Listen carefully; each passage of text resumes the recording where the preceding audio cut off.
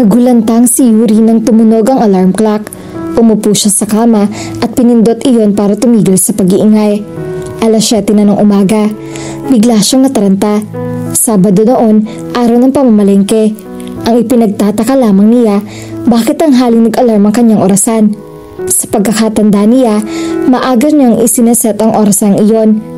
Dali-dali siya nagtungo sa banyo, naghilamos, nagsipilyo at pagkatapos ay nagbihis ng ibang damit. Tanghali na, malamang wala na silang maaabutang sariwang paninda sa palengke. Tahimik ang paligid ng inn nang bumaba siya roon. Walang tao sa labi. "Kara?" Tawag niya sa kaibigan. Nagtungo siya sa kusina para hanapin ito. Laking gulat niya nang si Drew ang mabungaran niya roon. Nakasuot ito ng apron at abalang nakikipagbuno sa niluluto nito. "Anong ginagawa mo rito?" Nagtatakang tanong niya rito. "Good morning." Nahangiting bati nito sa kanya. Hindi man lang sinagot ang kanyang tanong. "Ang sabi ko, anong ginagawa mo rito? Nasaan si Kara?" "Wala si Kara. Maaga siyang umalis para mamalengke." Iniwan siya ng kaibigan? Marahil dahil tanghali na itulog pa siya, kaya nagpa siya itong mamalengke na mag-isa. "Ano nga ginagawa mo rito?" Tanong uli niya. "Nagluluto." Papilosopong sagot nito. "Tingin ko nga. Pero kasi, sa pagkakaalam ko, si nanay ko rin ang kusinera namin at hindi ikaw." "Wala rin si nanay ko rin dahil sinamahan niya si Kara sa palengke. Kaya ako muna ang cook ngayon." "Marunong ka bang magluto?" "Well, kung pagpiprito lang naman, I can handle it. Basta lahat ng piniprito at pinapakulaan kaya ko." "Guest ka namin dito, kaya hindi mo dapat ginagawa yan. Ako na riyan." Wika niya. Lumapit siya rito at tinangkang kunin dito ang hawak nitong syanse. Subalit mabilis nitong naiwas iyon sa kanya. "Hep, teka lang. For your information, I officially declare that this day is Yuri's Day." "At ano na namang kalokohan ng Yuri's Day na ito?" "Ang ibig sabihin, araw mo ngayon. At dahil araw mo ngayon, I will be your slave for the whole day. Lahat ng dapat at gusto mong gawing trabaho, ako ang gagawa para sa'yo. All you have to do is sit back, relax, and enjoy the movie." Biro pa nito. "Ano bang pinagsasasabi mo? Slave mo nga ako for today. Ang slow mo naman." "Talaga lang ha?" "Talaga. Your wish is my command." "Tingnan nga natin." Hinila niya ang tall chair at saka siya umupo roon. Itinukod niya ang kanyang mga siko sa kitchen counter. Saka kunwari ay nag-isip. "Gusto ko ng kape." Kapag kuwanay sabi niya, "1 hot coffee coming up." Magiliw na wika nito. Kumuha ito ng tasa at sinalinan niya ng brewed coffee na nasa coffee maker. Nilagyan nito iyon ng kaunting asukal saka iniabot sa kanyang tasa. "Freshly brewed coffee with sugar but no cream. Just the way you like it." Sabi pa nito nang ibaba ang tasa sa kanyang harap. "Paano mo nalaman ang gusto kong timpla?" Itinanong ko kay Kara. "May pag-uutos pa po ba kayo, Your Royal Highness?" "Ano bang nakain mo't naisipan mo to?" "I just thought masyado ka masipag. Masyado ka maraming ginagawa. Panahon na para mag-relax ka naman ng kaunti. Breathe, para naman hindi ka masyadong ma-depress." "Mag-relax? I can't afford to do that, lalo na ngayong sunod-sunod ng problema ko at patong-patong ang gagawin sa inn. Kaya nga ako narito, para tulungan ka."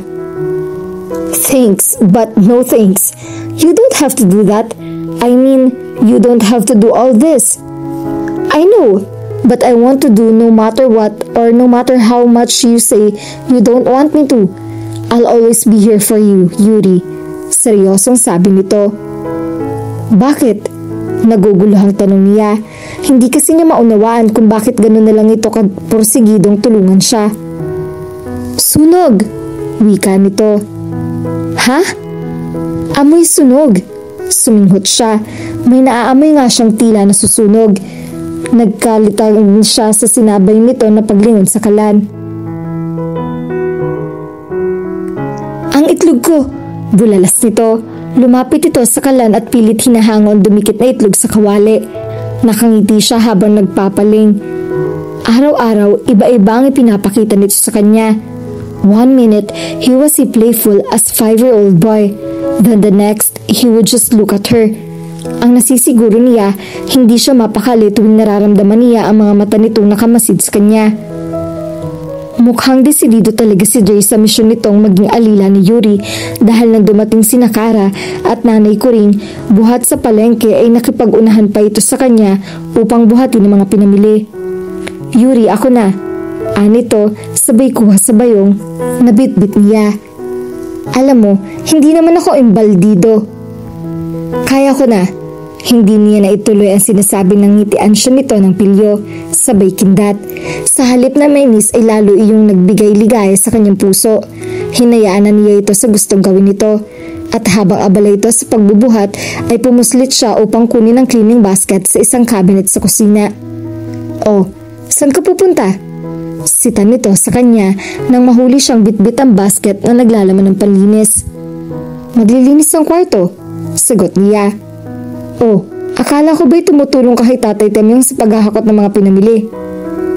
Kaya nang ni Tatay Temyong yun. Nandun naman si Art. Ako na lang maglilinis ng kwarto. Presinta nito. Look, Dre, I really appreciate your effort to help me, pero hindi mo talaga dapat ginagawa ito. Natutuwa man siya sa pinapakitang pag-aalala nito sa kanya, nahihiya na rin siya. Kalabisan ng ilalaliin niya ito kahit hindi pa ito nagpipresinta. Sapat na sa kanya ang pagdamay nito.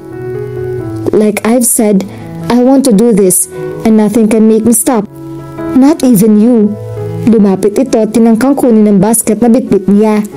Hindi siya pumayag na maagaw nito yun sa kanya. Mahigpit na hinawakan niya iyon hanggang sa magagawan sila. Give it up, sweetie. I am your slave whether you like it or not.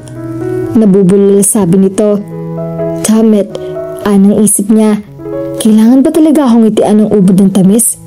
Wala siya nagawa kundi bitawan ng basket. Tila na bigla naman ito sa ginawa niya kaya napaatras ito. Ay, sorry. Aniya. Okay lang. Buti pa, samahan mo na lang ako. Tara. First stop, the honeymooners. Ani Dre nang huminto ito at si Yuri sa tapat ng kwarto ng mga bagong kasal na bisita ng inn. Paano mo nalaman? Nagtatakang tanong niya. Oh please, dinig na dinig kaya sa buong hallway ang ingin ng dalawang ito tuwing madaling araw. Kahit marino yata para makarami. Ikaw talaga, ang bastos mo. Aniya sabay hampas sa isang braso nito. Walang sabi-sabi binuksan nito ang pinto. Ano ka ba? Kumato ka muna. Sitan niya rito. Wala sila rito. Maaga silang lumabas. Mamimili raw sila ng mga pasalubong. Sinundan niya ito nang pumasok ito sa loob ng pinto. Natuon ang atensyon niya sa magulong kama. Sa itsura niyon, hindi may kakailang naging maaksyon nga ang nangyari ng magdagang gabi. Alam mo, kahit walang tao, kumakatok pa rin dapat. Nagsalita ang kumakatok sa pinto. Bakit ikaw? Basta ka na nga lang din pumasok sa kwarto ko ah. Sumbat pa nito sa kanya. Naramdaman niya nag-init ang kanyang mga pisngi nang maalalang ang tagpong tinutukoy nito. Excuse me? Kumatok po ako. Bingi ka lang kasi kaya hindi mo narinig. Ang sabihin mo, sumisimple ka lang ng pambuboso. Dinampot niya ang isang unan at saka ay binato niya rito. Aray, abuso na yan. Kaya pala iniiwan ng mga empleyado mo. Minamaltrato mo sila. Sira, gusto mo pa ng isa? Tama na, maglilinis na nga ako. Baka abutan pa tayo ng honeymooners. Mataas na ang sikat ng araw. Natapos na ni Dre at Yuri na linisin ang mga kwarto. Maliban sa silid ng binata. Tumigil sila sa tapat ng kwarto nito. Marahan itong kumatok sa pinto. Room service, malakas na wika nito. May tama ka ba? Napapantastikuhang tanong niya rito. Kwarto mo kaya yan? Natural, walang tao riyan dahil narito ka sa labas. Anong malay mo? At saka, di ba sabi mo, kumatok ako kahit walang tao? Katwiran nito. Muli itong kumatok sa pinto. Room service. Binuksan niya ang pinto at tuloy-tuloy na pumasok siya roon. May topa ka nga talaga. Komento pa niya.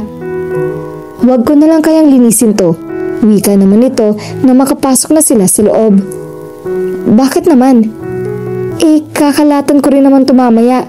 Sayang ang pagod ko. Di ako na lang maglilinis para hindi mo nakalatan.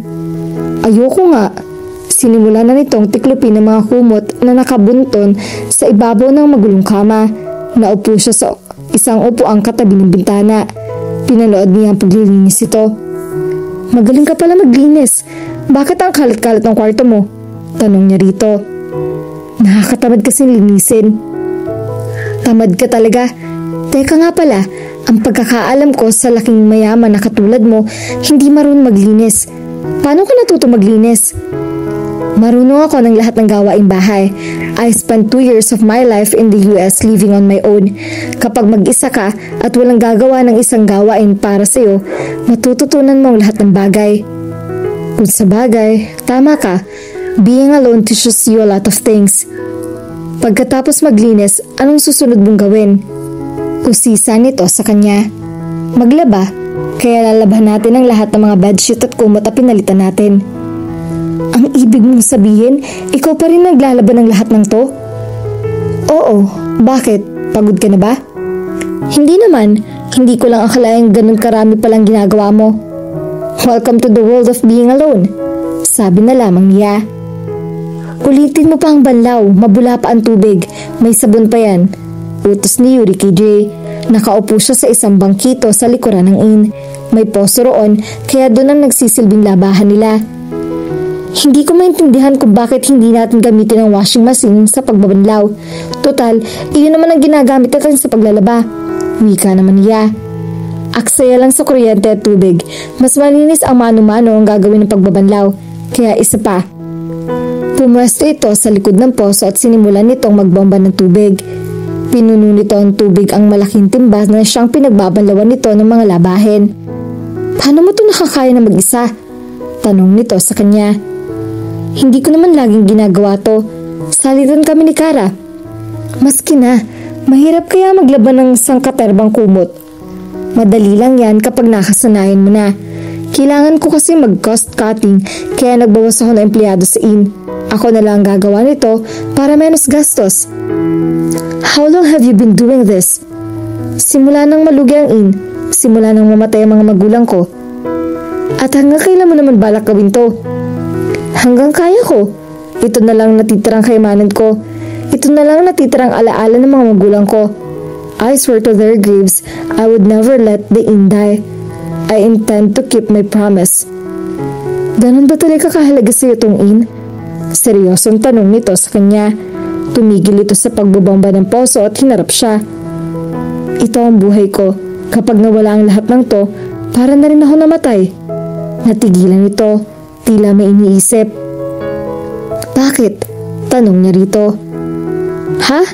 Tila na biglang wika nito. Don't worry, Yuri. Hindi mawawala sa iyo ang ina to. Pangako yan.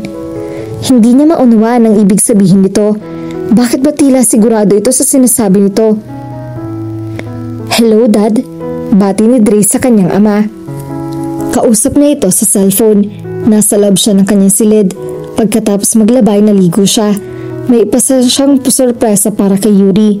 Pero nais muna niya asikasuhin ang isa pang mas mahalagang bagay. Andre, where are you? Matagal na kitang hinahanap. Wika ng kanyang ama.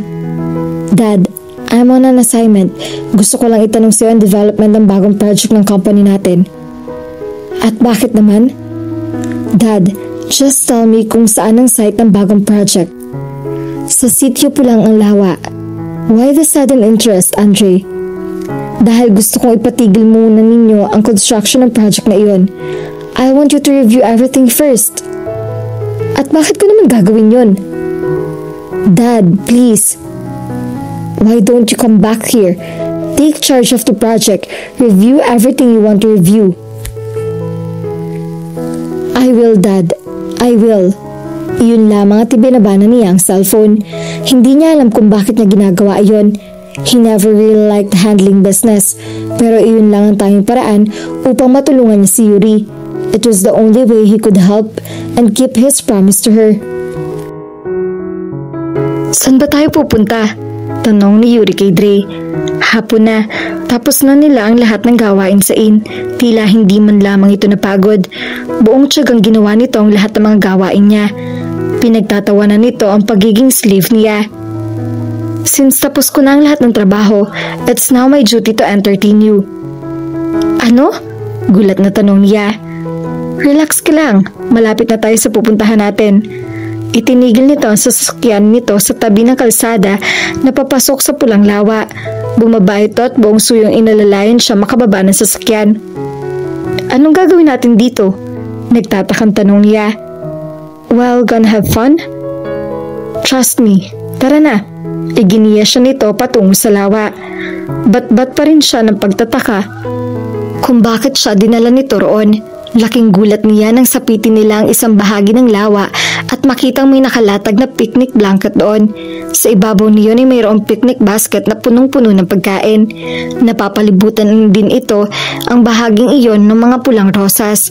At sa di kalayuan ay nakatayo ang tripod kung saan may nakapatong na camera. Surprise! Wika nito sa kanya. Ano to? Aniya, nang balingan nito. Diba sabi ko sa'yo, today is yours day. Pero hindi ko naman birthday.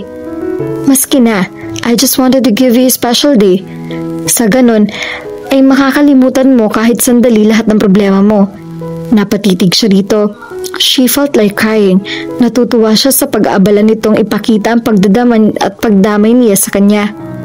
Upo tayo? Anito, inalalayan siya nito sa pag-upo sa nakalatag na blanket. Kinontrata ko si Nakara, Art, Tatay Tamyong at Nanay Kuring para sa araw na to. Pumayag naman sila dahil sang-ayon sila na kailangan mo nga ng pahinga. Bakit mo ginagawa to? Seryosong tanong niya habang abala ito sa pag-aasikaso sa kanya. Ikinuha siya nito ng pinggan at sinalinan nito ng isang serving ng spaghetti. Because I want you to be happy. Seryosong tagon nito. Nagangat ito ng tingin. Nagtama ang kanilang mga mata. At that moment, she knew she was indeed happy. Sa gitna ng mga problema niya, hindi niya inakalang magiging ganun siya kasaya. Masaya siya dahil kasama niya ito. Masaya siya dahil alam niyang katuwang niya ito sa kalungkutan niya. Masaya siya dahil mahal niya ito. Hindi na niya kayang itanggi pa ang kanyang nadarama. Sa maikling panahong nagkasama niya ito, iniba nito ang bawat araw niya. She thought she would never like him the first time she saw him. She was right. She just didn't like him. In fact, she loved him. Ipinitik nito ang mga daliri nito sa harap niya. Hoy! Natulala ka na riyan. Sita nito sa kanya. Kumain na tayo. Itinoon na niya ang atensyon sa isang plato ng spaghetti na inihain nito sa kanya. Tahimik silang kumain. Walang inikan, walang kibuan. Pagkatapos iniyaya siya nitong lumapit sa pampang. Alam mo, ang ganda-ganda nitong lawa kapag sunset. Wika nito sa kanya. Talaga? Oo, talagang namumulang tubig dahil sa sinag ng paglubog ng araw. Sabi nga ng mga taga rito. Kaya nga raw nila tinawag na pulang lawa. Hindi mo pa nakikita ang lawa kapag sunset? Hindi pa. Nung bata pa kasi ako, madalas akong takbuhin at takutin ng mga laro ko. May angkante raw dito sa lawa, kaya hindi ako nagpupunta rito kapag hapon na. Nang lumaki ako, hindi ko nakahiligyan ng mamasyal, lalo na kapag malapit ng gumabi. Pambihira ka naman, pues ngayon makikita mo na. Pero Dre, kailangan natin bumalik sa inn para sa hapunan. Relax, kaya na yun ni Nakara. Ipinagpaalam na naman kita sa kanila. And don't worry, hindi na tayo maliligaw ngayon dahil nakausap ako sa Encanto na huwag muna tayong paglaruan sa ngayon. Sirha ka talaga. Alam mo, napakaganda ng lugar nyo. Talaga? Pero bakit kaya nalulugi ang inamin? Dahil paunti ng paunti ang mga taong gustong magstay sa lumang bahay na gaya ng bahay namin? Kulang lang siguro kayo sa promotion. Hayaan mo, isasama ko sa travel mag ang iyong mga pictures ng inn mo. Ire-recommend ako sa editor na gawa niyo ng write-up. Total, malakas naman ako ron. Baka by that time, wala nang inamin. Hindi ko alam kung hanggang kailan ko kakayanan itaguyod ang Red Paradise. Hey, di ba ang sabi ko, kalimutan mo muna ang problema. Tumigil ito sa paglalakad at humarap sa kanya. Hinawakan nito ang kanyang baba at iniangat iyon. Don't think about anything else. Close your eyes. Sinunod niya ang sinabi nito. Pumikit siya. Now, breathe in. Then out. Hayaan mo maglakbay ang isip mo. Drain all your negative thoughts. Lahat lang ng masasaya. Lahat lang ng magaganda. Iyon lang ang hayaan mong dumaloy sa isip mo. Utos nito sa kanya. Ginawa niya ang sinabi nito. Huminga siya ng malalim at hinayaang dumaloy ang masasayang sandali niya kasama ang kanyang mama at papa. Ang magagandang lugar na pupuntahan niya, ang flower farm, ang mga bulaklak, si Dre at ang napakatamis ng ngiti nito. Now, open your eyes. Dahan-dahan niyang idinilat ang kanyang mga mata. Bumungad sa kanya ang mamula-mulang sinag ng paglubog ng araw. Pulang-pula ang paligid, naging tubig ang lawa. Tama nga si Dre, napakaganda ng lawa kapag lumulubog na ang araw. Para silang nasa ibang mundo. Beautiful, paanas na bulong nito sa tapat ng kanyang tenga. Oo nga, ang ganda pala rito. No, I mean you. Napalingon siya rito. Naguguluhan siya sa sinasabi nito. Hindi na siya mapakali nang titigan siya nito. Tila siya nagmagnekto ang mga mata nito. His gaze slowly hypnotized her, gradually lifting her up from the ground. Dre, bakit ba ayaw maniwalang maganda ka? Because I know I'm not. Of course you are. You're more than just a pretty face, Yuri. You're a beautiful soul. Hinaplos nito ang kanyang pisngi at saka hinawi ang mga hibla ng buhok niyang bahagyang tumambing sa kanyang mukha. Ikinulong nito sa mga palad nito ang kanyang mukha at unti-unti nitong inilapit ang mga labi nito sa mga labi niya. Lumakas ang pagtahip ng kanyang dibdib. Tila nag-uunahan ang pintig ng kanyang puso. Pumikit siya, hinintay ang pagdampi ng bibig nito sa bibig niya. Para siyang matutunaw, pakiramdam niya ay nakalutang siya sa ere na kahit ang mga engkanto ay hindi kayang abutin ang kinalagayan niya. Mula sa marahang pagdampi ay naging maalab ang paghalik sa kanya ni Dre. Naging mas mapanliksik ang mga labi nito at nagpaubaya siya. Hinayaan niya ikulong siya nito sa mga bisig nito. Hinayaan niyang dumikit ang malambot na katawan niya sa matigas na mga kalamnan nito. She felt safe. She felt loved. Their kiss continued, and so was the elating feeling that continued to engulf her. Naramdaman na lang niya ang pagpasok na isang kamay nito sa ilalim ng kanyang blusa. She felt like burning, lalong umalab ang kakaibang init nito sa buong katawan niya. I need you, Yuri. Bulong nito sa tapat ng kanyang tenga. Pinangko siya nito. Slowly, as if she would break, he put her down. Lalong tumindi ang kanyang pananabik. Parang anumang oras ay malulunod siya sa kakaibang nadarama. When he stooped down to conquer her lips, she was more than willing to give in. She pulled him on top of her as she slowly laid down the mat. At nang isa-isang tanggalin nito ang mga saplot niya, hindi siya tumutol. She wanted him. No, she needed him. Madilim na makabalik si Dre at Yuri sa inn. Wala silang imikan habang daan. Tila nagpapakiramdaman at tinatansya ang bawat isa. Nang ihinto nito ang sasakyan sa harap ng inn, hindi na hinintay ni Yuri ang naipagbukas siya nito ng car door. Agad siyang umibis ng sasakyan. Gusto niyang lumayo rito. She couldn't stand to be beside him. Litong-lito na siya. Nag-uumapo ang kaligayahan sa kanyang puso dahil sa namagitan sa kanila, pero natatakot din siya sa maaaring kahinatnan niyon. Ngunit bago pa man siya makaabot sa front door ay napigilan siya nito sa isang braso. Yuri, wait. What's wrong? Dre, about what happened? Let's just... Today is a special day. You made it special for me.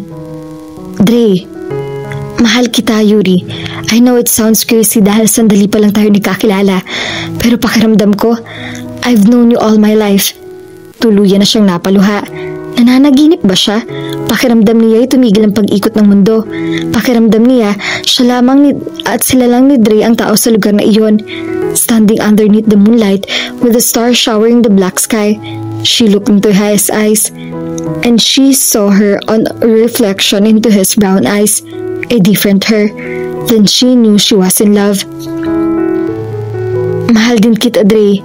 Pag-amin na niya. Magdedenay pa ba siya kung iyon naman talaga nadarama niya?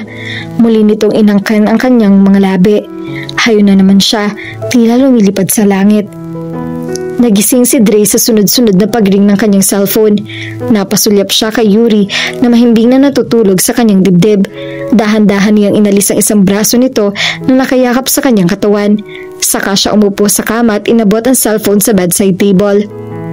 "Hello, Dre?" Bumungad sa kanya na nasa kabilang linya. Umiiyak ito at nahihimigan niya sa boses ang matinding pag-alala. "Mom? Dre, ang daddy mo. Inatake ang daddy mo." "What?" Gulat na tanong niya. "Dinala namin siya sa ospital. He is in a coma. Critical ang kondisyon niya. Please come home, son. I need you here." "Yes, Mom. I'll be there." Pinindot niya ang end call button. Napatingin siya kay Yuri. Ayos na sana ang lahat. He had a wonderful night with the woman he truly loved. How could he leave her now? But his parents needed him. His father was a control freak. Nung bata pa siya, pakiramdam niya pati ang pagsikat ng araw at ang pagpatak ng ulan ay kayang kontrolin ng kanyang ama. But he wasn't that powerful after all. At ngayon, nalulungkot siya. Naging diktator man ito sa kanya, ama pa rin niya ito at natatakot siyang mawala ito sa kanya. Iminulat ni Yuri ang kanyang mga mata. Sandali pa siya nagulumihanan. Nasaan ba siya? Nagpalingalinga siya. Oo nga pala, sa silid ni Dre siya nakatulog ng nagdaang gabi. She remembered what happened. Everything was so magical. It was as if it was just a wonderful dream. He confessed his love to her. At buong magdamag na paulit-ulit nito pinatunayan iyon. He could almost feel him beside. Napatingin siya sa kanyang tabi. Nasaan si Dre?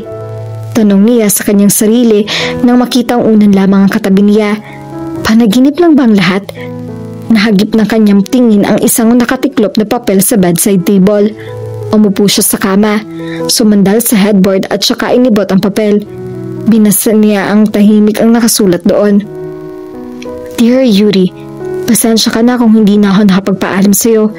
May mahalagang bagay lang akong aasikasuhin sa Maynila. Pero huwag ka mag-alala dahil babalik agad ako kapag naayos ko ng lahat. Pangako ko yan.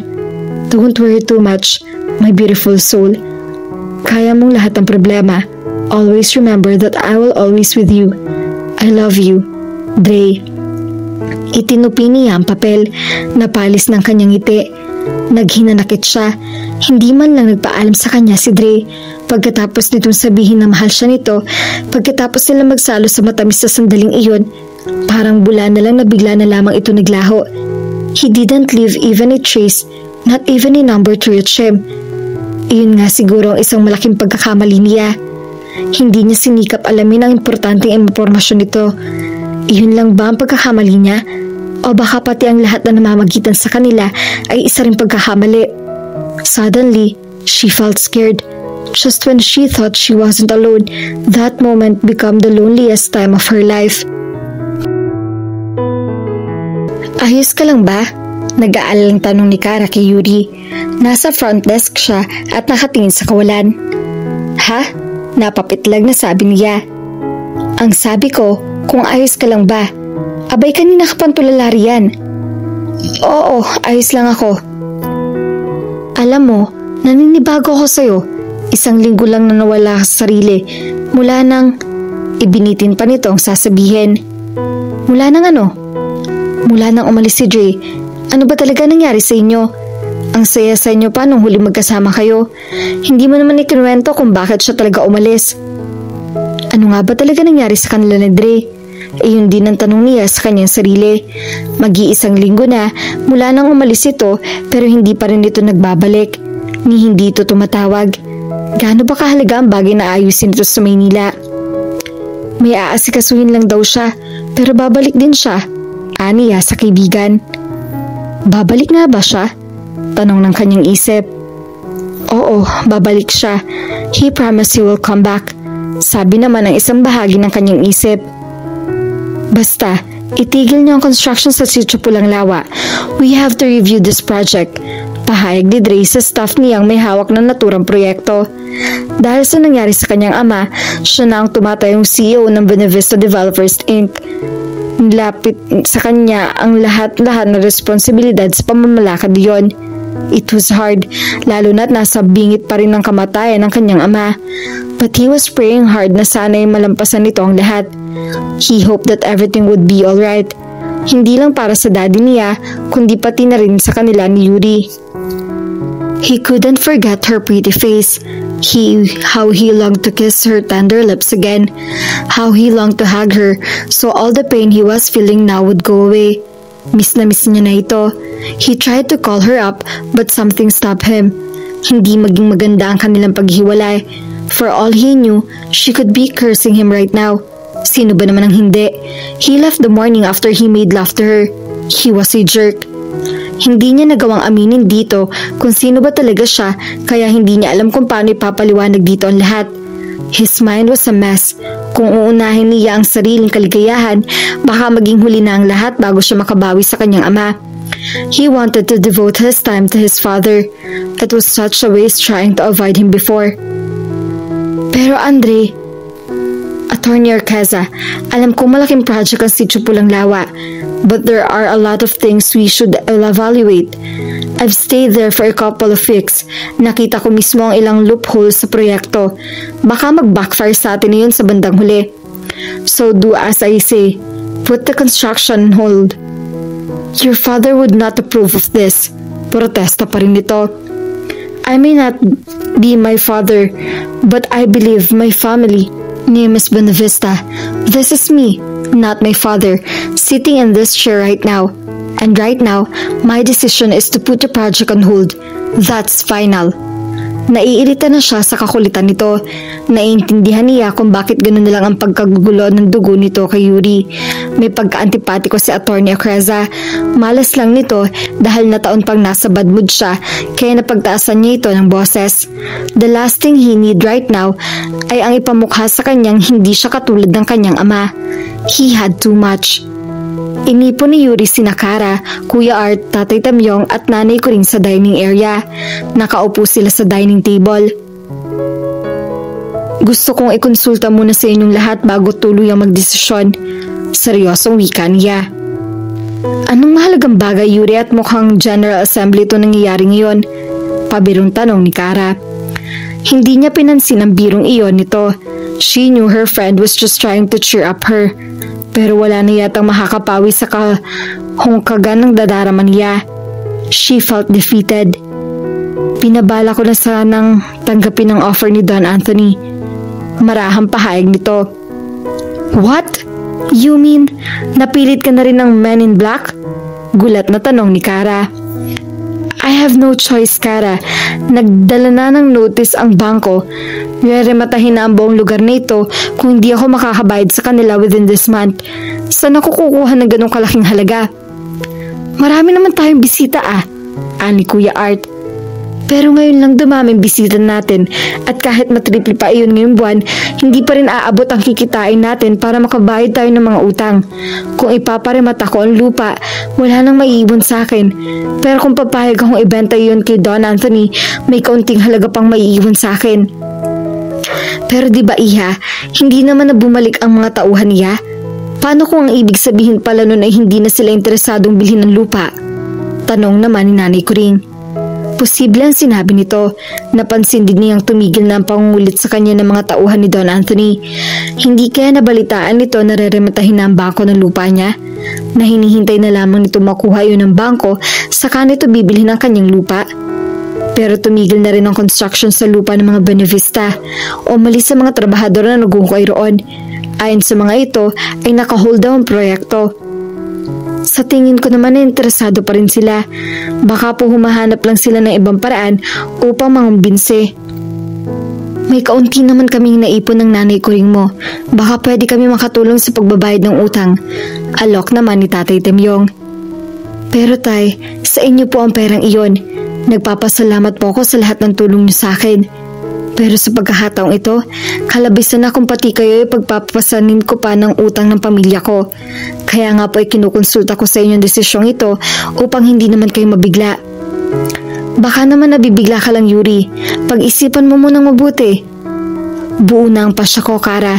Siya nga pala, nasan yung calling card ni Attorney Arcaza? Alam ko nang hindi ko iyon tatanggapin ay sa'yo niya ipapalihim na ibibigay iyon. Nasa file cabinet natin. Sige, kukunin ko. Wika nito. Halatang mabigat din sa loob nito na ibenta ang lahat ng pinaghirapan nila. Pero ano pa bang magagawa niya? Kailangang tanggapin niya ang lahat. Tulad ni Dre na isang buwan ng hindi man lang nagpaparamdam sa kanya. It was all a game at tanggap niya iyon. Iyon nga lang nasasaktan siya. Tanghali nang nakarating sa Ortigas si Yuri. Doble na pala ang lala ng trapiko sa Maynila. Madalang na kasi siyang lumuwas simula nang manirahan siya sa probinsya. Sinipat niya ang pangalan ng mga kalye sa kahabaang iyon ng Emerald Avenue. Nang mamataan niya ang isang magandang building, agad na iginiya niya ang patungo roon ng kanyang pick-up truck. Naalangan siya sa nagagandahang sasakyang nakakasabay niya, lalo na nang pumasok siya sa basement parking. Pulos mamahaling sasakyan na nakatabi niya. Tuloy, nagmukhang ubad na lata ang sasakyan niya. Inayos muna niya ang kanyang sarili bago bumaba ng sasakyan at naglakad papasok sa entrance na building. Nang tanungin siya ng guardian sumalubong sa kanya, sinabi niya ang kanyang pakay. Itinuro siya ng information officer sa lobby sa 9th floor ng building. Naroon daw ang opisina ni Attorney Orcaza. Nang makarating siya sa opisina nito, agad naman siyang pinaupo ng sekretarya nito. Nasa meeting pa raw si Attorney Orcaza, kaya kung maaari hintayin na lamang niya ito. Naupo siya sa couch sa receiving area at nagbasa ng mga magazine na nakapatong sa ibabaw ng coffee table. Quarterly, publication ng kumpanya ang magazine na iyon.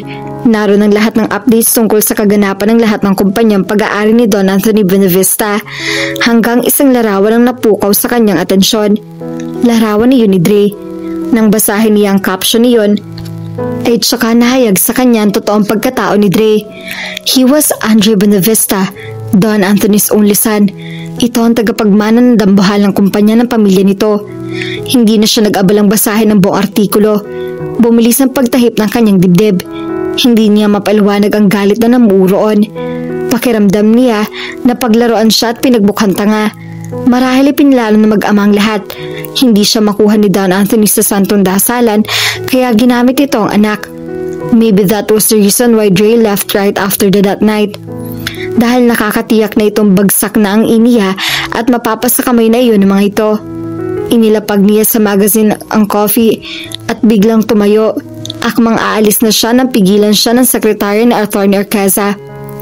Miss Villarreal, hindi na po ba niyo mahihintay si Attorney Orcaza? Tanong nito sa kanya. There's no need to meet with him anymore. I changed my mind. Tell him I am grateful for his time. Iyon lang at dali-dali na siyang tumalis palabas na opisinang iyon. Tinungo niya elevator at pinindot ang button. Nanginginig sa buong katawan niya sa galit. She felt so used. She felt so betrayed. Nakasabay pa niya sa paghintay sa elevator ang isang matangkad at napakagandang babae. Mukhang modelo ito. Humahamlumuyak ang bango nito. Isang boteng pabango yata ang ipinaligo nito. Nang bumukas ang elevator ay napatda siya sa pagkakatayo nang makita kung sino ang lula niyon. Si Dre at si Attorney Orcaza. Yuri? Bianca? Gulat na sabi ni Dre. Nagpalipat-lipat ang tingin nito sa kanya at sa babaeng tinawag nito si Bianca. Miss Villarreal, wari na bigla si Attorney Orcaza. Andre? Mataray na wika ni Bianca. Lumabas na ng elevator ang dalawang lalaki. Dali-dali siya sumakay roon, subalit maagap siya na pigilan ni Dre. Yuri, wait. Bitiwan mo ako kung ayaw mong gumawa ako ng iskandalo rito. Binawi niya ang braso niya sa hawak-hawak nito. Andre, wika naman ni Bianca. What is the meaning of this? Who's this girl? Is she the reason why you're avoiding me? Bianca, this is not the time. Isang malutong na sampal ni Bianca ang nagpatigil sa pagsasalita ni Dre. Napamulagat siya, nabigla siya sa nakita. Nauna nang lumalan ng elevator si Bianca. Sumunod siya rito. Yuri, let me explain. Muling pigil sa kanya ni Dre. Let me go. Yuri, hawak pa rin ito ang kanyang braso at pilit siyang pinipigilan. Napagsarahan na siya ng elevator. Out of frustration, marahas na hinatak niya ang kanyang braso. Sa kanya hinarap si Dre at sinampal na malakas sa kanang pisngi. Leave us please, Attorney Orcaza. Utos nito sa kasama. But Andre, Ang abogado na halatang natigagal sa ginawa niya. It's alright, just leave us. Sumunod naman si Atty. Arcaza. Nang wala na ito ay nalilisik na mga matang hinarap niya si Dre. You liar! How long do you intend to play games with me?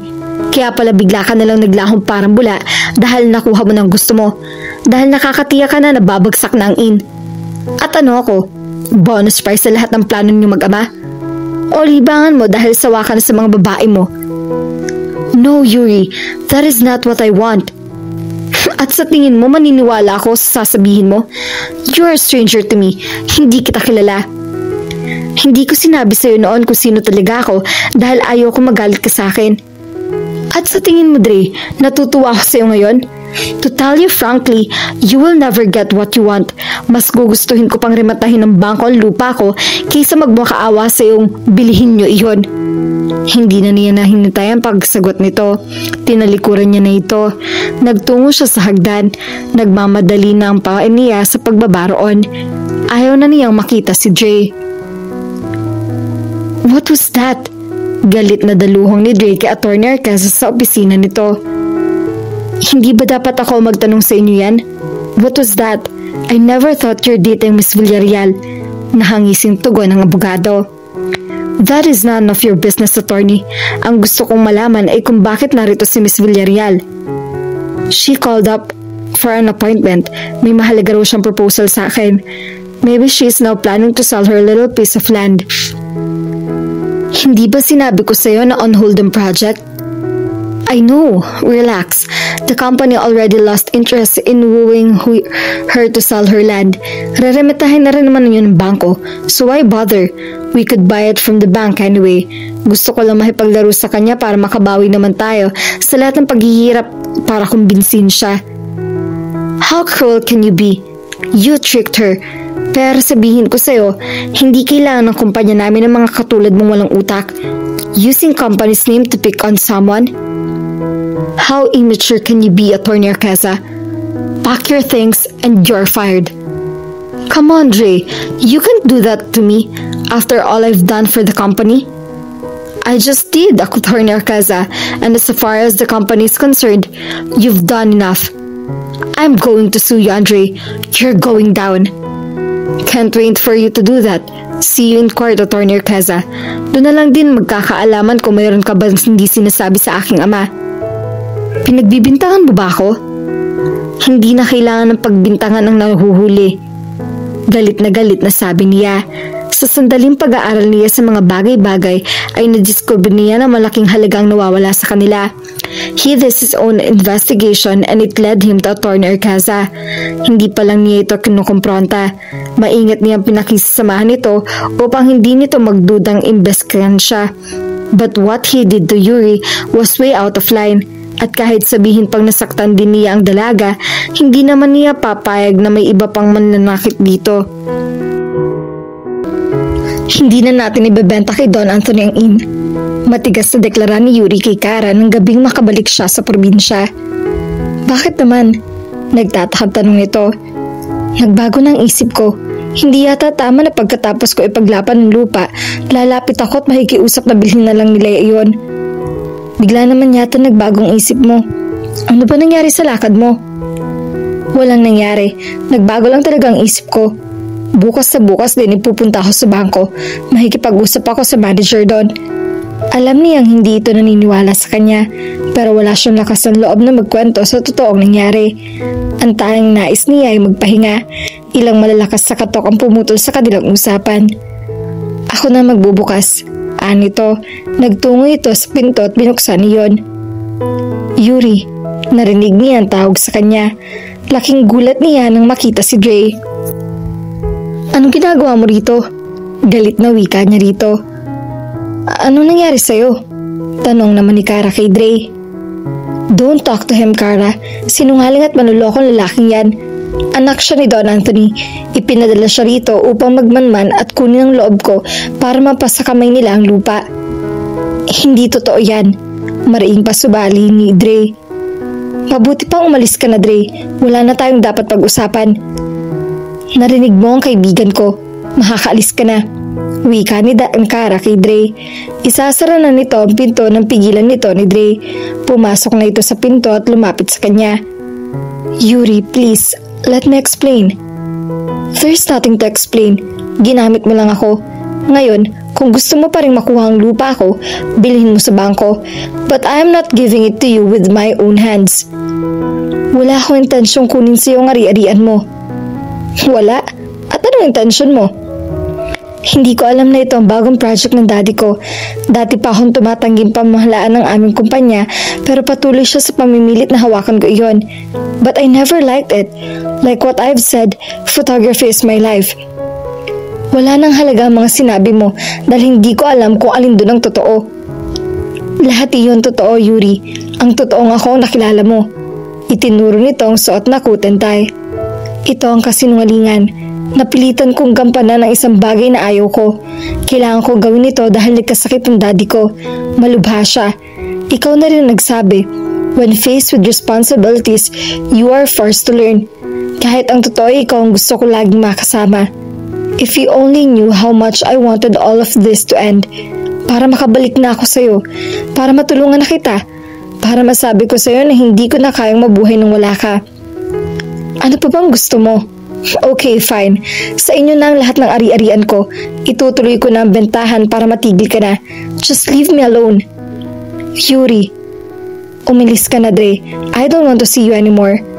Tinalikuran niya na ito. Umakyat siya sa unang kwarto. Doon niya pinakawala ng mga luhang kanina pa niyang pinipigilan pumatak. Ayaw niyang lumuha sa harap ni Dre. Ayaw niyang ipakitang nasasaktan siya sa lahat ng kasinungalingan nito. 2 linggo nang nakakalipas simula nang malaman ni Yuri ang buong katotohanan. Sa pagkatao ni Dre, hindi na ito nagtangkang kausapin uli siya. Nagtataka siya kung bakit hindi pa ito nagpapadala ng mga tauhan nito upang mag-asikaso sa bentahan. Dahil doon nagpa siya siyang magtungo sa bangko. Binigyan siya ng ilang araw para tuluyang lisanin ng inn. Umalis na ang lahat ng tenants nila. Nakahanda na silang lahat para sa pagrimata sa inn. Lumipat na nga siya sa bahay ni Nakara. Magsisimula na rin siya maghanap ng trabaho sa Maynila. Yuri, hindi ko pa nabibigay sa iyo to. Wika sa kanya ni Kara habang iniabot nito sa kanya ang isang camera bag. Tinanggap niya iyon. Ano to? Nakuha ko yan sa silid na inukupa ni Dre. Naiwan yata niya yan. Nang buksan niya ang bagay camera nga ni Dre ang laman yon. Nakapagtatakang naiwan nito iyon. Samantalang halos hindi ito umaalis ng hindi bitbit ang camera nito. Pantulot na bumaba si Yuri ng sasakyan. Muli, nagmukhang lata ng sardinas ang pick-up niya sa tabi ng mga magagarang sasakyan sa parking lot ng building na iyon. Hindi niya alam kung bakit ba nagpunta siya roon. Bakit pa ba niya isasauli kay Dre ang camera nito? Pero sa isang banda, bakit naman hindi niya gagawin iyon? Aanhin naman niya ang camera nito. It would only remind her of everything that happened between them. Kaya mabuti pang ibalik na lang niya iyon dito. Nagtungo siya sa receptionist na nasa lobby ng opisina nito. Ilang minuto rin siyang napatdaan ng pagkakatayo roon. Hindi niya alam kung anong sasabihin. Ni wala siyang appointment. Mabuti pa ay iwan na lang ni Aaron ang camera. Ma'am, may I help you? Tanong sa kanya ng receptionist. I have something to give to Mr. Andre Benavista. He left this place. Ibabalik ko lang. And yeah. I'm sorry but Mr. Benavista is not around. He is currently on leave. Cancel din po ang lahat ng mga appointments niya. His father died a week ago. Kung gusto po ninyong puntahan niyo na lang siya sa Memorial Chapel para ko yun ang personal na magbigay niyan sa kanya. Natigilan siya sa narinig. Pumanaw na si Don Anthony. Kung ganoon, totoo nga ang sinabi ni Dre na malubha ang ama nito. Na kaya ito biglang nawala noon ay dahil may nangyari kay Don Anthony. I am a family friend. Pwede ko bang malaman kung saan chapel yung nakaburol? Ani yan na makabawi ng pagkabigla. Sa Arlington Memorial Chapel po. Sa Quezon City. Salamat. Mabilis ang mga hakbang na nagtungo siya sa parking lot. Pagkaupo niya sa likod ng manibela ay isinubsob niya roon ang kanyang mukha. Then she let her tears fall. She felt so guilty. Trey loved her. He really did. He never lied. Nanatili si Dre sa pagkakaupo sa harap ng ataol ng kanyang ama. 2 araw na nakalilipas nang mamatay ito, pero parang nanatiling naka-freeze ang oras para sa kanya. Somehow at the back of his mind, he wanted to keep his father alive. Dre, iho, are you alright? Nag-aalalang tanong sa kanya ng mami niya. Tumabi ito sa kinuupuan niya. Yes, ma'am, sagot niya. Hinagka niya ito sa noo. I miss him, ma'am. Unbelievable, but I really do. I miss him too, son. Pero nasisiguro kung nasan man siya ngayon, he is at peace.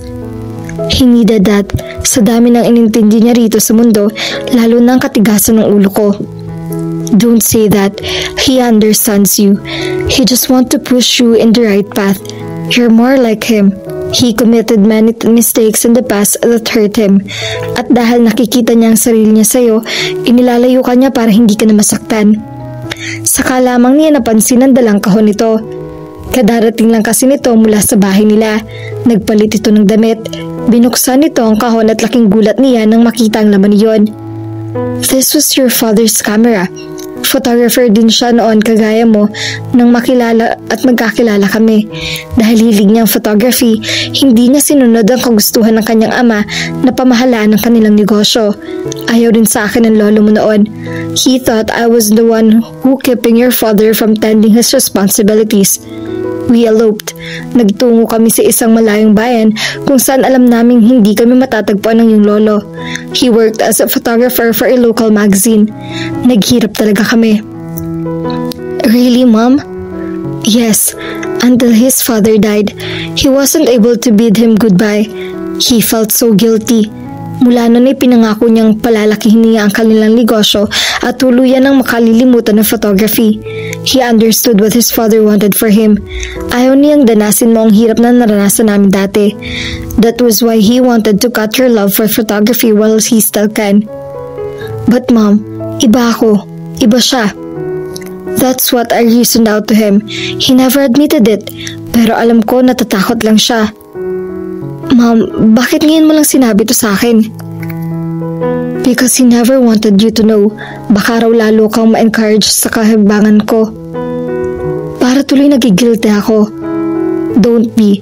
Your father lived in a guilt almost all his life. And look where it brought him. There inside that casket.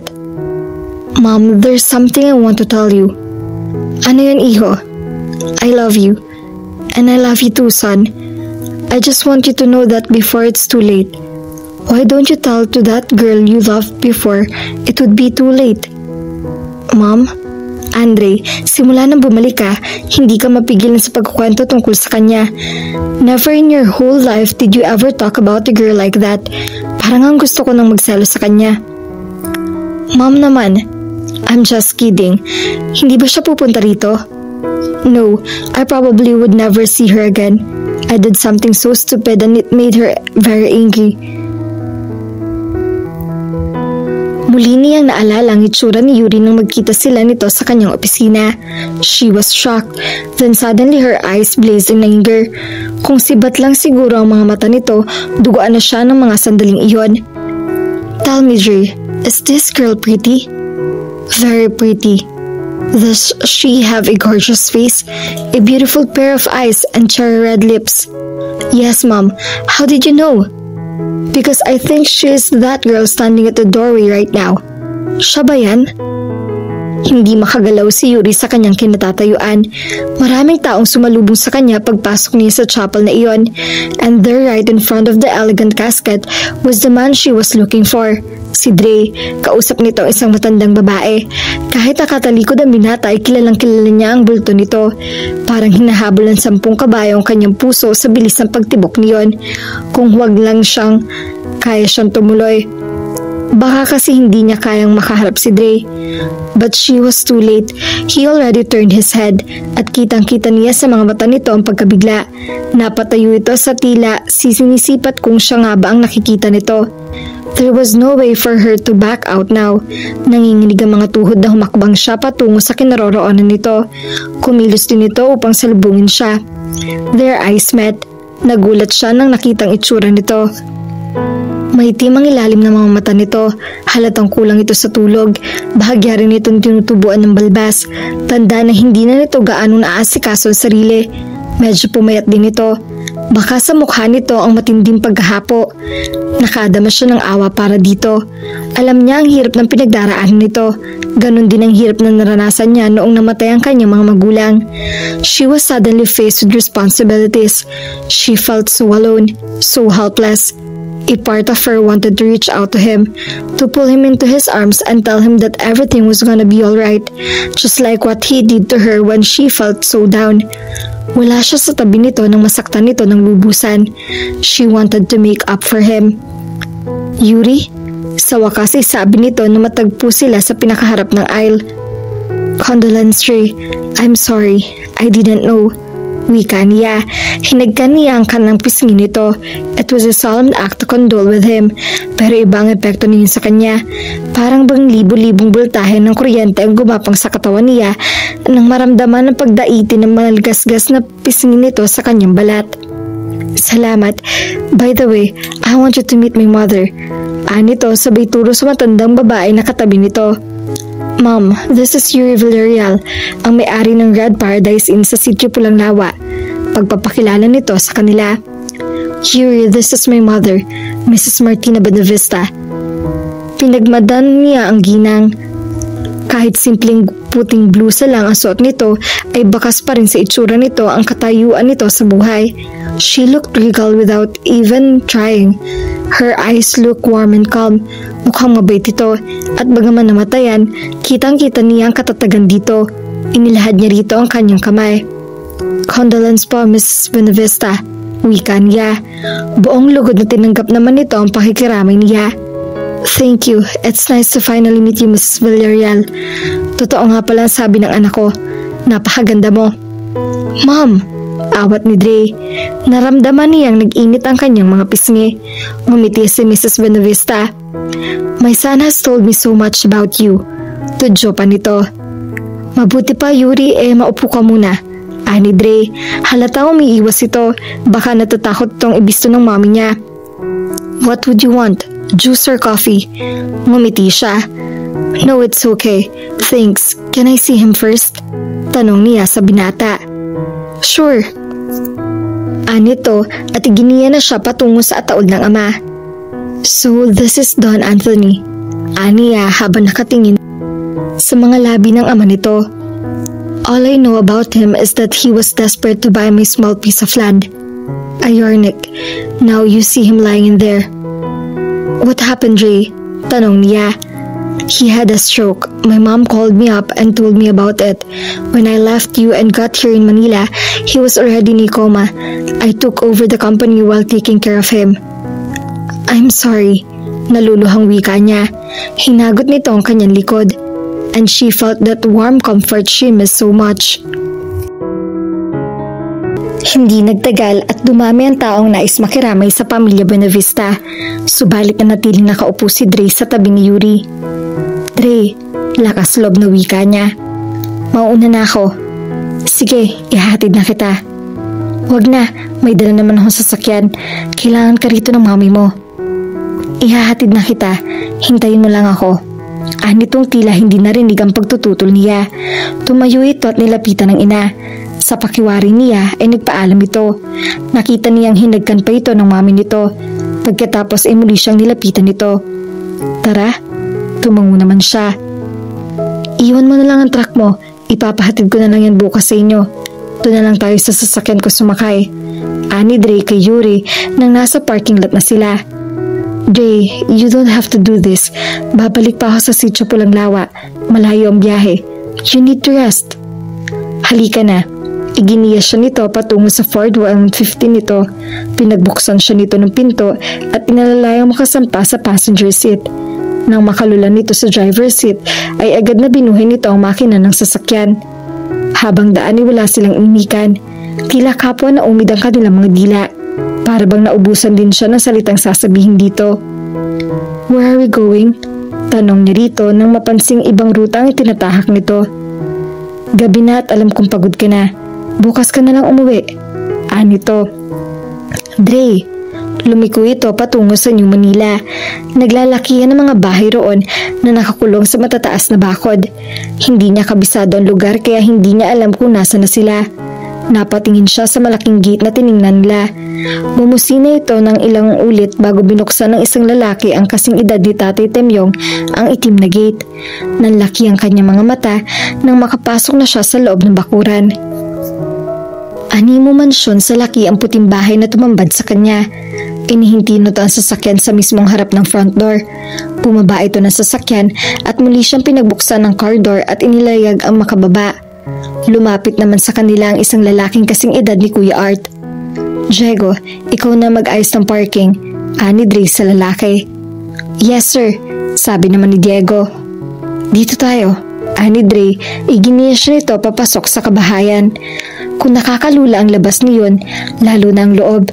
Para yung isang magarang hotel sa sobrang ganda ng ayos. Idagdag pa ang mga nakita niyang muebles na halatang mamahalin. Marahil ay galing pa ang mga iyon sa ibang bansa. Wow! Hindi napipaniwalang wika niya. "This is our house. Dito ka na magpalipas sa magdamag." Agad na napalitan ng pagkahiya ang panggigilalas niya. "You don't have to do this. Kaya ko namang umuwi kahit na..." "Do you think I'll let you drive home alone?" "I won't stay here." "Yes, you will." "Dre, please." "Please, Yuri, stay with me." Pagmamakaawa nito at nang yakapin siya nito ay tila automatikong nawala ang paninindigan niyang lumayo rito. "Yuri, please, I need you. Hindi ko ito makakaya na mag-isa." Naramdaman niya ang pagtulo ng mga luha nito sa kanyang balikat. Ilang sandali pa tuluyan na itong humagulhol. That was the first time Dre cried since her father died. Hindi rin niya maipaliwanag kung bakit. Nang makita niyang umiiyak ang kanyang ina, ang sabi niya sa kanyang sarili, hindi dapat siya magpakita ng kahinaan. He had to remain strong for her. But now that he was with Yuri, he felt weak. He felt like a child wooden and hurt. "I'm sorry, I didn't mean to lie to you. It was pure coincidence. I didn't know it was my father who wanted to buy her in." Nang banggitin mo ang kanyang pangalan, natakot akong amining ama ko siya dahil baka lalo ako magalit sa akin. But I'm not planning to hide everything from you. Nang malaman ko kung gaano kahalaga sa iyo ang in, naisip kong ipagtapat na rin yun sa totoo. I plan to come back here and convince my father to change his mind about the project. Kumala si Yuri mula sa pagkakayakap niya at tiningnan siya ng diretso sa mga mata. Tila ba sinasalat nito ang katotohanan sa mga mata niya? "Eh sino si Bianca?" tanong nito. "She's the girl I was dating before I met you." Pero wala naman talaga kaming formal relationship. I never believed in commitments, at least not until I met you. When I told her I was not planning to commit myself to her, she became mad. Inakala niyang pinagtataguan ko siya. "Please, believe me, Yuri." "I believe you. I'm sorry. I didn't at first. I was hurt." "It's alright. Let's put all this behind us. Ang mahalaga ay naniniwala ka na sa akin ngayon. Believe me when I say I love you because I really do. Mahal na mahal kita, Yuri." "Mahal na mahal din kita, Dre." Ipinikit ni Yuri ang kanyang mga mata nang maramdaman niya mga labi ni Dre na lumapat sa kanyang mga labi. How she missed his kiss. Napawi ang mahabang panahon na pangungulila niya rito. Tumagal pa ang paghihinang ng mga kalabi nila at kapwa silang sabik sa isa't isa. Kapwa sila humihingal na maghiwalay. "I missed you," bulong nito sa kanya. "I missed you too," tugon niya. Mulay siyang yumakap at inihilig niya ang kanyang ulo sa malapat na dibdib nito. Dinig na dinig niya ang malakas na pagpintig ng puso nito. "Dre." "Yes, my dear?" "Huwag mo na ulit akong iiwan." Pakiusap na rito. "Never again, my love. I'll grow old with you. I'll do it. And I'll die with you. And never, even after forever, I'll stay and I still be wanting to be your beautiful soul." "Dre, saan ba tayo pupunta?" tanong ni Yuri rito habang naiipit sila sa matinding traffic. Linggo noon, kagagaling lang nila mula sa simbahan kung saan dumalo sila sa misa para sa unang taong anibersaryo ng pagkamatay ng ama nito. Marami nang nagbago sa kanya. Nang marimata ng bangko ang kanyang lupa, ipinasya niyang maghanap ng trabaho sa Maynila.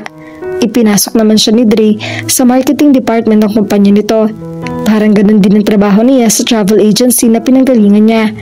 Nanghihikayat siya ng mga kliyente para magpabook sa mga hotels, recreational facilities, amusement park at resort na pag-aari ng Buena Vista Developers Incorporation. Sa Maynila na rin siya naninirahan. Ikinuha siya ni Dre sa isang apartment na malapit sa kanilang opisina. Pilit pa nga nitong sinasagot ang renta niyon, subalit tinatanggihan niya. May kinikita naman siya kaya dapat na lang siya ang magbayad sa upa ng bahay niya. Noong uni nahihirapan siya mag-adjust sa muling pagtira sa Manila. Sa 2 taong pananatili niya noon sa probinsya ay nasanay na siya sa simple at mabagal na takbo ng pamumuhay roon. Hindi na rin siya gaano nakapagpapahinga. Inaabala niya ang kanyang sarili sa trabaho. May nais siyang patunayan sa kanyang sarili. Kaya naman agad na nakuha niya ang respeto ng mga kasamahan niya sa trabaho. Napapangiti siya kapag ipinapakilala siya ni Dre bilang kasintahan nito. Masarap ito pakinggan. Para bang musika iyon na kumikiliti sa kanyang tainga. Nilingon naman siya ni Dre sa driver's seat. There he was, with his irresistible smile again. Basta, surprise nga eh. Relax ka lang dyan. Just enjoy the trip. Pilyong sabi pa nito. He was up to something again. She could feel it. Dahil simula na maging maayos ang lahat sa kanilang pagitan, lagi na lamang siyang sinusurpresa nito. She was glad to see him smile. Tanggap na nito ang pagkawala ng ama nito. Sumandal siya sa leather seat saka siya pumikit. Total naman ay wala itong balak na sabihin sa kanya kung saan sila pupunta. Mabuti pa ay matulog muna siya. Pagod ang katawan niya, dala ng 1 linggong pagtatrabaho. Anytime she could spend sleeping, she would gladly utilize. Nang magmulat ng mga mata si Yuri ay nagulat pa siya nang makita ang dinaraanan nila. Dre? Tanong niya sa katinsahan. Yes honey, patay mali siyang sagot nito. Pupunta tayo sa Sitio Pulang Lawa. Hindi ba sabi mo na mimiss mo na si Nakara at gustong gusto mo bumisita rito? Natuwa siya. Tama ito, matagal na nga siyang hindi nakakadalaw sa lugar na iyon. Miss na niya si Kara at ang pamilya nito. Pero ang lalong ikinabigla niya ay nantahakin nila ang daan patungo sa dating inya. Teka, hindi naman dito ang Shh, just wait. I told you, I have a surprise for you. Nasurpresya nga siya nang itigil nito ang sasakyan sa isang malaking bahay. Mangyak-nyak siya sa tuwa. Red Paradise Inn. Iyon pa rin ang malinaw na nakasulat sa harap ng malaki at lumang bahay nila na ngayon ay nadagdagan na ng palapag. Mayroon din malaking bahay sa tabi niyon. Malapit na rin matapos ang golf course na ibinabalak noong itayo ni Buena Vista. Let's go? Yakag sa kanya ni Dre. Paano? Did you like it, honey? I bought it from the bank. Napapailing siya. Kaya pala ayaw mong sabihin sa akin kung ano nangyari sa project nyo rito sa Sitio Pulang Lawa. Kunwari hindi natuloy. Pero yun pala, hindi naman talaga natuloy dahil ang golf course and country club na ito ay hindi na Buena Vista Developers, kundi sa'yo. Ano? Hindi ba pinangako sa'yo noon na hindi mawawala sa'yo ang inn? Pero Dre, mamaya ka na umapila. Pumasok na tayo sa loob dahil naroon pa ang isang sorpresa ko sa'yo. Iginiya siya nito papasok na lobby. Laking gulat niya nang makita ang fully furnished na iyon. Air condition na rin ang buong paligid. Agad na nabungaran niya sa Kara sa front desk. Welcome to Red Paradise Golf and Country Club. Masiglang bati nito sa kanila. Kara? Sabik na nilapitan niya ito at niyakap. Naluha siya sa labis sa kaligayahan. Lumabas mula sa dining hall sina Nanay Kuring, Tatay Tamyong at Kuya Art. Masayang sinalubong siya ng mga ito. It was like old times. Nakakatuwang hindi rin pala nasayang ang lahat ng paghirapan at pinaglaban niya noon. Hindi na maampat ang kanilang pagkakamustahan. Sinabi ng mga ito na 1 buwan na palang nag-ooperate ang inn at dahil sa bagong bihis niyon ay dumami raw mga nais magstay roon. Sa susunod na buwan daw ay bubuksan ang golf course kaya tiyak na mas dadami ang kliyente nila.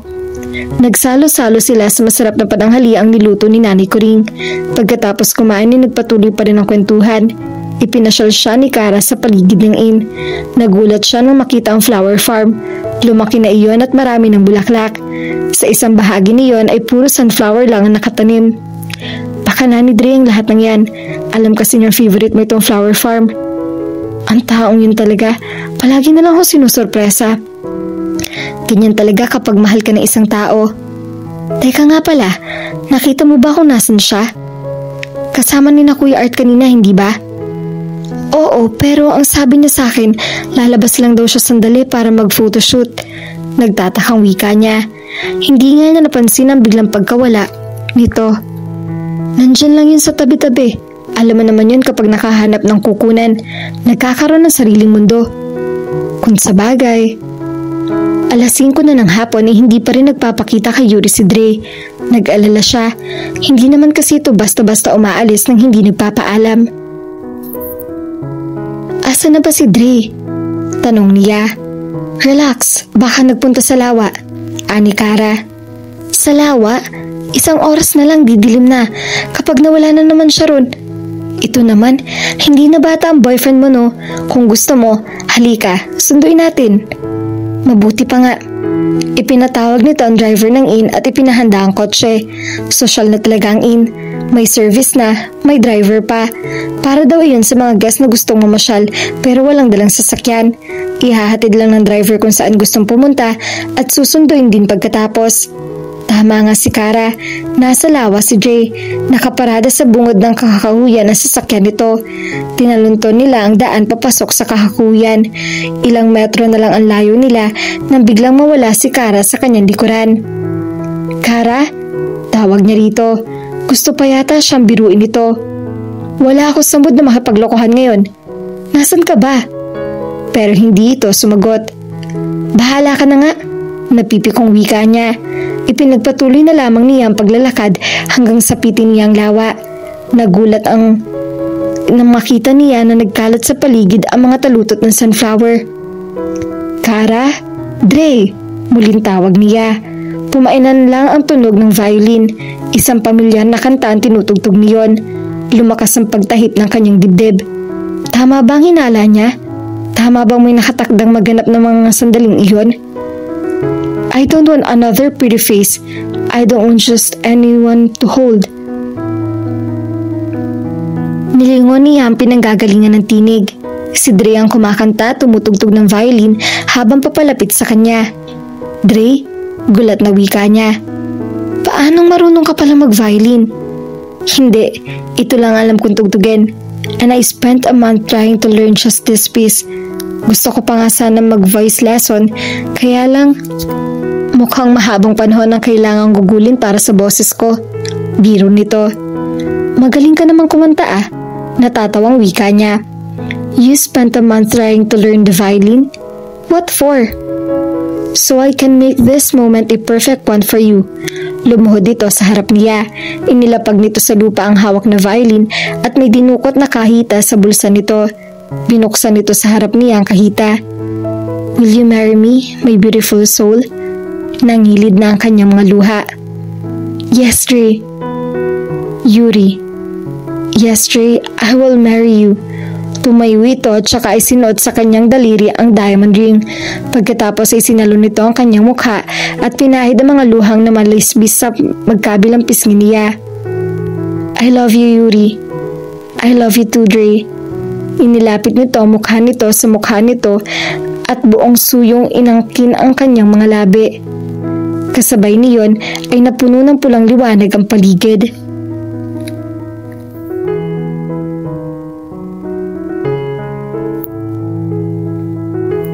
At dito na po nagtatapos ang kwentong pag-ibig ni na Yuri at Dre. At lagi po nating tatandaan, ang pag-ibig ay hindi tungkol sa pagkakakilanlan, kundi sa pagkakasunduan ng dalawang puso nagtagpo sa tamang panahon. At sa tamang panahon, may isang tao magpapatunay sa iyo kung bakit ka para sa kanya at hindi para sa iba. Sana po ay may napulot kayong aral at inspirasyon sa kanilang pag-iibigan. Muli po ay samahan at suportahan niyo po ako sa mga kwentong pag-ibig na ibabahagi ko sa inyo. Maraming salamat po. God bless at ingat po tayong lahat.